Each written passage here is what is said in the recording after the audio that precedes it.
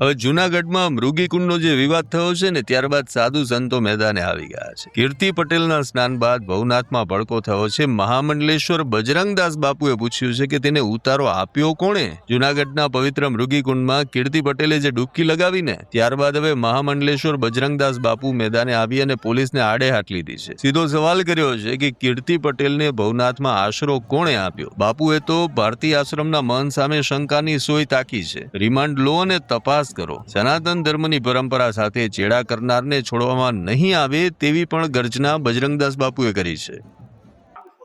મારી માંગ છે કીર્તિ પકડને વહેલી તકે પકડે, એને પકડીને એની જમાનજી એને મારકૂટ કરે એટલે જેવું હોય છે એવું કીર્તિ પટેલ ઓકી નાખીને માની જાય કે ક્યાં માતના મને ઉતારો આપ્યો હતો અને ક્યાં માતના મને ભગવા કપડાં પહેરાવ્યા હતા, હું ક્યાં માતના મને ભગવા કપડાં પહેરાવ્યા હતા એટલે કીર્તિ પટેલ માની જાય, મારી ગેરંટી।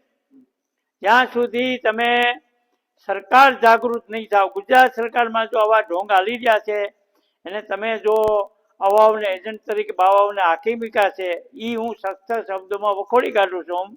જે 2 નંબરના ધંધા હાલે છે, કોઈ છોકરીઓને મૂકતા નથી, બહારથી બોલાવે છે, વીઆઈપી ગાડીઓ જાય છે, હું ધંધા હાલે છે, ગરીબ સાધુ જાય તેનો ટુકડો નથી, 70 કરોડના બંગલા બનાવ્યા છે, હું હાલી રહ્યો, આ બધું મારી પાસે રિપોર્ટ ખિસ્સામાં છે।